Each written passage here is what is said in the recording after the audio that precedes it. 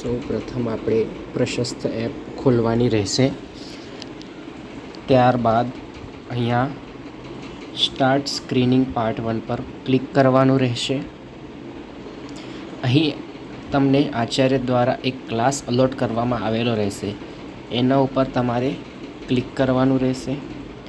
અહીંયાથી તમે સ્ટુડન્ટ્સને એડ કરી શકો છો। અહીંયા જે ખૂણા પર રાઈટ સાઈડ નીચે છે ત્યાંથી તમે વિદ્યાર્થીઓને એડ કરી શકો છો। અહીંયાથી આપણે સ્ટુડન્ટને એડ કરીએ, અહીંયા 3 ઓપ્શન આવે છે, એક એડ ઇન્ડિવિજ્યુઅલ, બલ્ક અપલોડ અને ઇમ્પોર્ટ એક્ઝિસ્ટન્સ। અહીંયા આપણે એડ ઇન્ડિવિજ્યુઅલ કરવાનું રહેશે।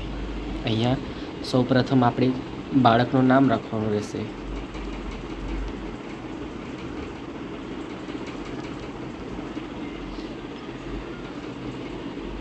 અહીં રજિસ્ટ્રેશન આઈડીમાં આપણે બાળકનો સ્કૂલમાં જે GR નંબર હશે એ GR નંબર નાખવાનો રહેશે।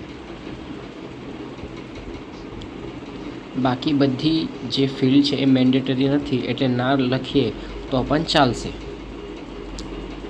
ત્યારબાદ અહીંયા બાળકને આપણે જન્મ તારીખ સિલેક્ટ કરવાની રહેશે।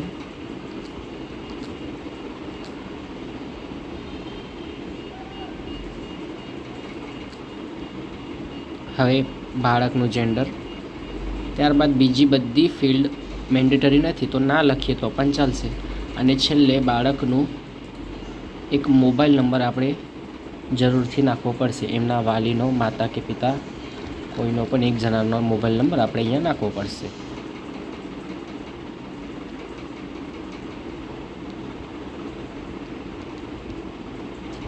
અહીં બાળકની ઇકોનોમિક કન્ડિશન કેવી છે, લો, મીડિયમ, હાઈ, જે પ્રમાણે બાળક હોય એ પ્રમાણે એનું ફેમિલી બેકગ્રાઉન્ડ પ્રમાણે આપણે નાખવાની રહેશે। અહીંયા અમે લો સિલેક્ટ કરીએ છીએ, સબમિટ।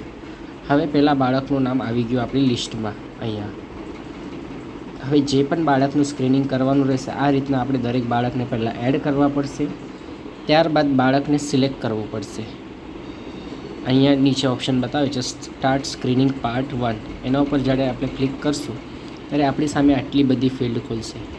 આમાં આપણે બાળકને એક એક દરેક વસ્તુ ચેક કરવાની રહેશે કે બાળકમાં આ પ્રકારની કોઈ ખામી તો નથી, બાળકને કોઈ તકલીફ તો નથી।